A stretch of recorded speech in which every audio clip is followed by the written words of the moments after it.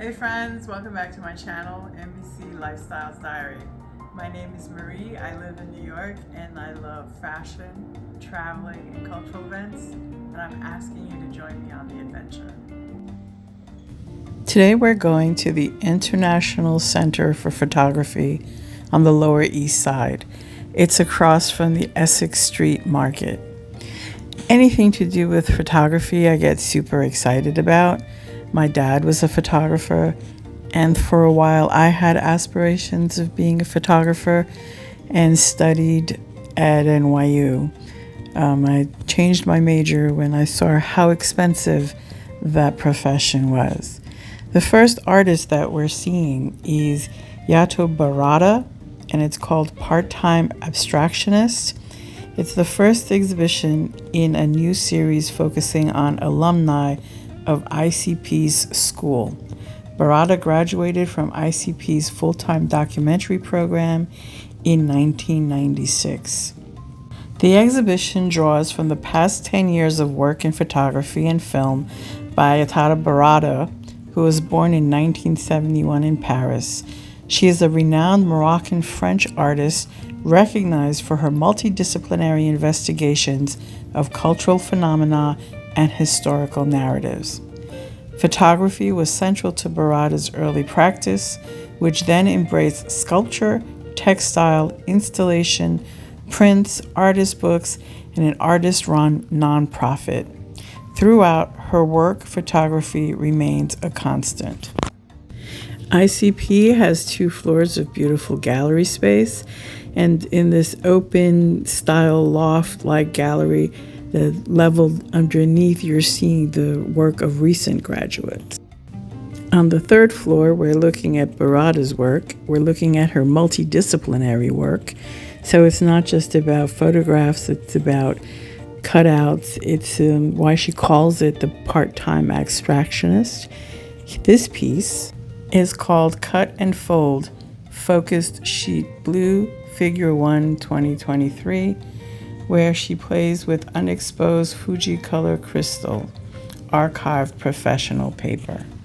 Like many other works in this show, this series began with Barada using found objects to make contact prints in the darkroom, in this case using the cellophane wrappers from candy she had with her. The work is made in homage to the Portuguese artist Lourdes Castro, 1930 to 2022, who left Lisbon in 1958 after being expelled from the School of Fine Arts for nonconformity. Moving to Munich and then Paris like Barada, Castro was interested in the transformation of everyday objects, including chocolate wrappers, and challenged the categories of high art, low art, and craft while embracing humor and chance in her work. Barada is playing with the idea of nonconformity, and I found this vase that looked like an arrangement of flowers very interesting, and when you got up close, you saw it was made of scraps of paper, of different objects, but arranged beautifully as art with Barada's sense of humor.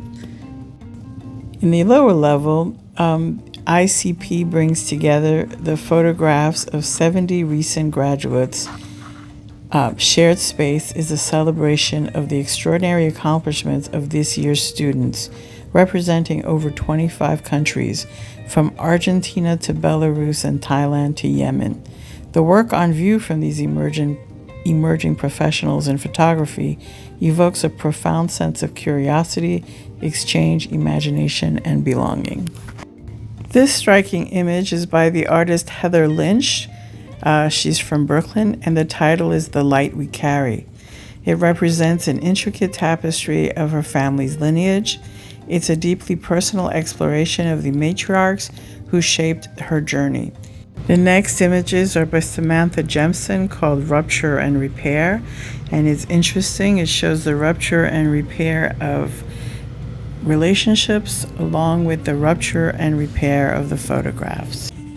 These photographs were done by students who participated in the documentary practice and visual storytelling online. This is a 1-year certificate in documentary practice and visual storytelling in a full-time online program that provides students from around the globe with the opportunity to participate in a program at ICP.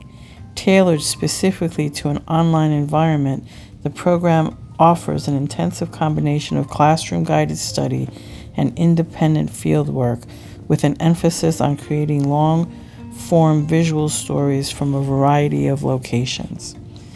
This series of photographs by Andrea Zarati showing Russian immigrants in Brighton, or this set of pictures from a Japanese student showing how the rituals of Japan are translated to her new city of New York.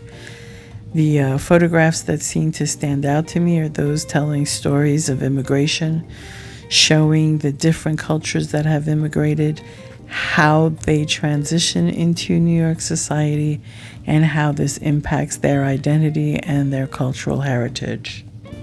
There were a lot of stories on these walls, a lot of different perspectives that I found fascinating. Here I'm stopping at this picture of a jazz artist by Gianni Seville, and he's from Argentina.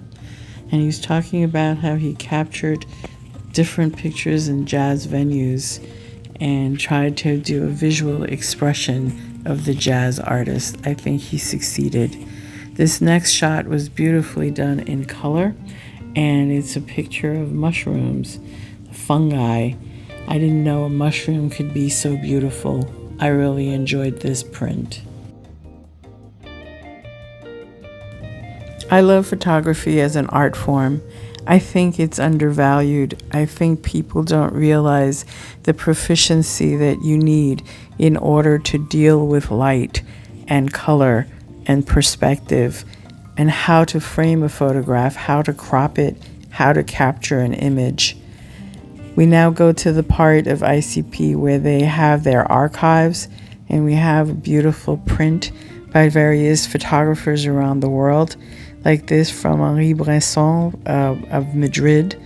And as I was viewing these beautiful photographs, I came to a moment of history in my own life.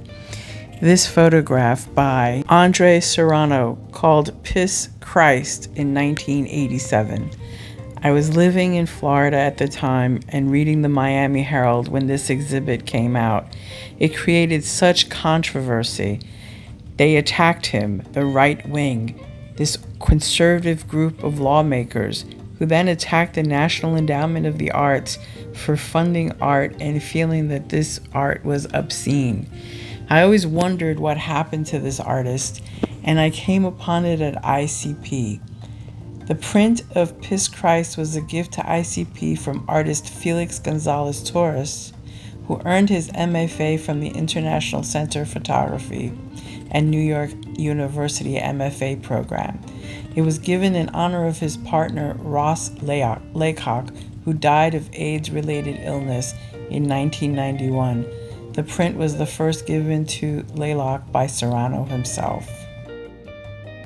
So I felt I had seen the beginning and the end, and all by chance, and all through an exhibit. I was thrilled.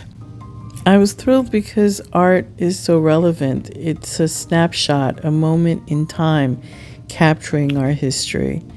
So I stopped by things that interest me, and I came upon these beautiful photographs. And this is exactly what I'm talking about. It's just the nuance of how she got the light and the dark, and how she mimicked a Renaissance painting that would focus on form, but she did it through the beauty of photography. I kept strolling and admiring the work, and then I came upon Eugene Aget, a Frenchman who took pictures for his own pleasure. This box of pictures were found after his death, and there was tremendous appreciation as he took the beauty of Paris and the architecture, and he never even got to know how famous he became as an artist. I had a really good time. I always have a good time looking at art, experiencing art, because I think it brings the higher level of ourselves out. After looking at all these photographs, and it started to change the way I was viewing the world, and I was admiring the gallery that I was in and the light that came in and how it framed certain things, including the building across the way, which is the Essex Market. And I looked at the visual interest. I saw the story that it was telling. I just loved how that enhanced my reality. I also stopped at another picture, which the artist had decided to fully capture his dance experience and put a DJ system there so that you can listen to the music and manipulate the picture as if you were a DJ yourself. I thought that was quite inventive. I love these series of pictures depicting different settings, socioeconomic groups. Here is a tribe in Long Island that I didn't even know existed that has kept their hunting tradition. You just learned so much, and if you wanted to learn more, they have a resource library that you can have access to. I also hope you enjoyed this exhibit and do a visit to the Center for Photography on the Lower East Side. So please remember, if you enjoyed this, give me a thumbs up and remember to subscribe, like, and share.